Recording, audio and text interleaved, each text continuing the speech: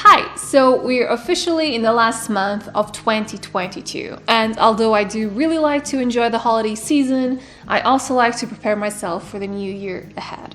So today I want to talk about 12 different habits that will surely transform your life in the new year.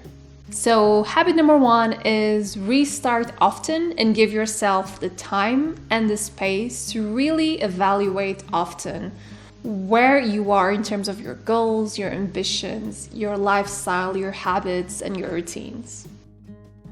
I think we focus way too much on January as kind of the restarting point in the year, and we forget that we can actually restart whenever we want to.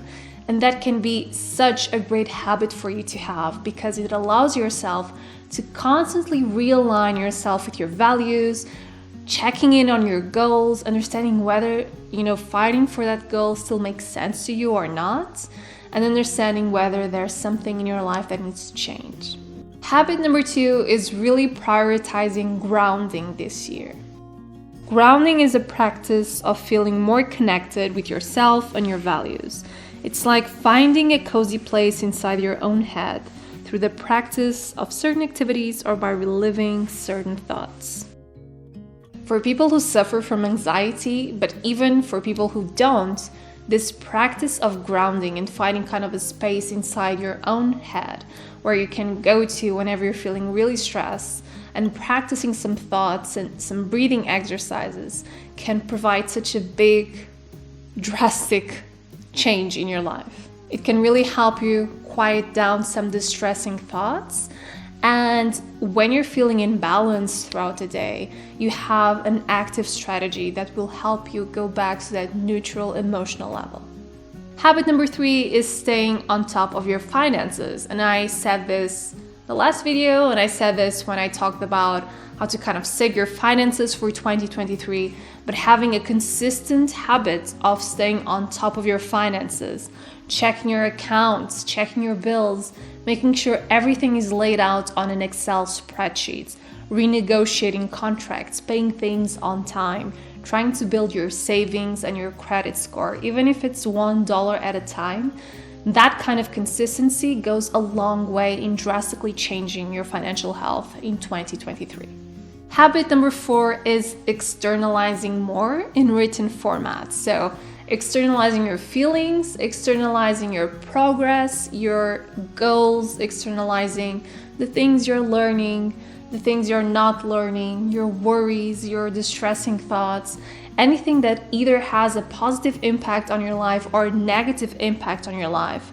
Externalizing all of those things and using journaling prompts or some sort of journaling technique, when you do it in a consistent way, you'll really see the impact that it has on your mental health as well as your lifestyle, because you'll be able to process those thoughts, those emotions, and those events so much better when you're actually putting things into paper, because you can visualize what you're writing down, you can reread it, you can go back in time and see what was affecting you before, what is not affecting you now, and this process, this kind of progress in the history that you build for yourself can be very beneficial in learning more about yourself and your own problems.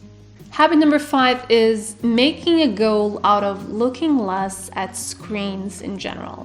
And maybe this is literally impossible for you in your workspace, at least it is for me, both for my day job as well as my business. But I can definitely try to avoid screens, or at least cut back on the time that I stare at screens when it comes to my personal entertainment and leisure time. And the thing is, and this is kind of curious when you think about it, there are way more hobbies that do not require screens than hobbies that require screens. So if you have a little bit of imagination, if you brainstorm a little bit, you'll find that there's so many things you can do in your free time that do not require you to look at a phone, a television, a computer, or a tablet. Habit number 6 is embracing contentment. And here I mean contentment, I do not mean gratitude. Because usually when we refer gratitude in this context, we are talking about feeling grateful for the things that you currently have. When I talk about contentment, I mean not only being thankful for what you have, but really not striving all the time for more. And I think this is really important to understand, because fighting for more money, a somehow better love life, fighting for a better job, fighting for a better house, fighting for a better car, fighting for better friends, fighting for better everything, it doesn't really make you a happier person, a more fulfilled person, a wealthier person, or a healthier person. So I think that being content with what we have can go a long way in ensuring you have a more positive year, understanding that whatever you have done so far can be enough. However, and this is habit number 7, because I really do not want to convey the message that you should be content with what you have and always settle for what you have. I also want to say that habit number 7 is never accepting toxic situations in your life, whether that's in your workplace, whether that's in a relationship that you have with a friend, with a family member, with someone, with a partner. So being content, but at the same time, being alert enough that you're able to identify toxic situations and getting out of those toxic situations as soon and as fast as you can. Habit number 8 is being more silent and enjoying silence a little bit more. Silence can do so many beneficial things for us. It can really help us tap into our own thoughts. It can really help us hear ourselves a little bit better. Sometimes it can be distressing to hear ourselves a bit better, but at the same time, it kind of makes us realize some things that we are maybe ignoring. And we're always surrounded with so much noise, whether it's in our workplace because our coworkers talk to each other all the time, or they come and seek us to talk to us. We hear a lot of music, we hear a lot of noise. We are also a generation of people who are really into just leaving their TV on all the time, even if they're not looking at their TV, and just getting surrounded by noise all the time. And that noise can really tune out all the thoughts you have on your mind. So trying to create some sort of routine where you incorporate silence every single day. It can be for 10 minutes in the morning, can be for 1 hour in the evening. Whatever you're able to do, if you're able to do it, even 5 minutes can go such a long way. Habit number 9 is moving more in 2023. And moving more, this is literally whatever it means to you.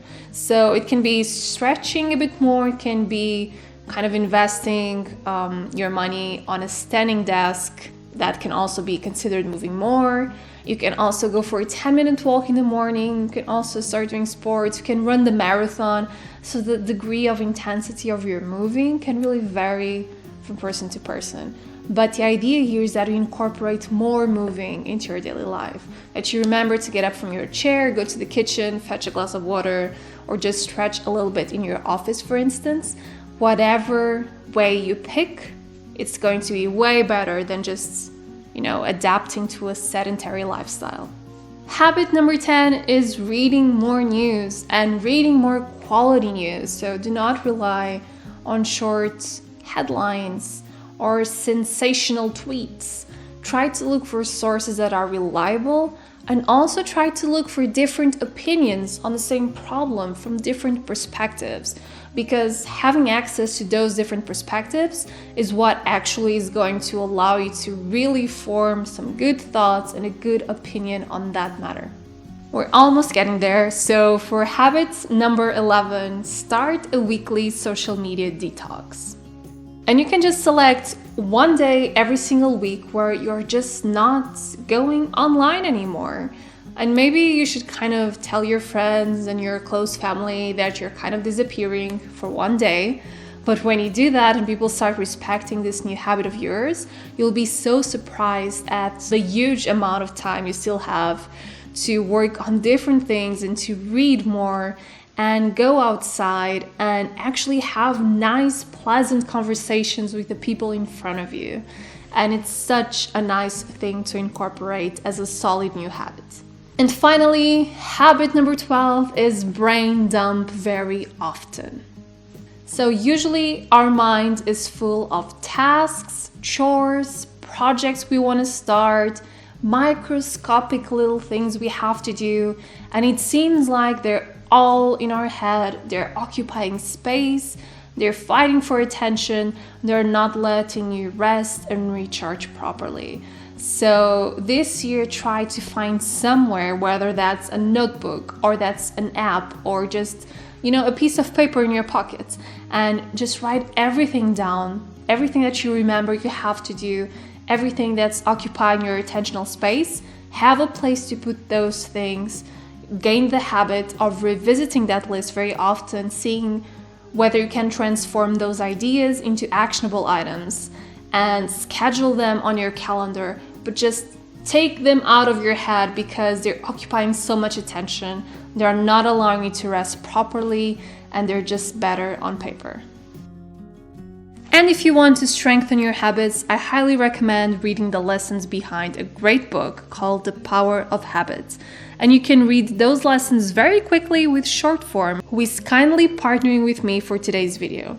With Shortform, you can learn the ideas from all the nonfiction books you've ever wanted to read. You can get really detailed summaries on so many books, and if you're thinking, well, I can find a lot of free summaries on the internet, this is where it actually gets interesting. Instead of just summarizing the books, Shortform actually goes beyond that, adding interactive exercises to help you apply the ideas you've just learned, as well as smart insights, allowing you to connect the dots and understand everything at a deeper level. You can use Shortform to learn all the key points from The Power of Habits, but you can also access their whole library of productivity, history, psychology, and philosophy books.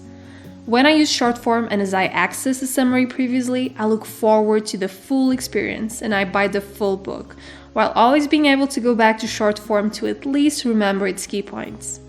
Shortform also drops new book guides and articles every single week, and subscribers actually get to vote on what books to cover. So to get 5 days of unlimited access, which you can use to get through The Power of Habits, and an additional 20% discount on the annual subscription, you can join Shortform through my special link or click the link in the description box below. I really hope you've enjoyed today's video, and I will see you next week. Bye guys!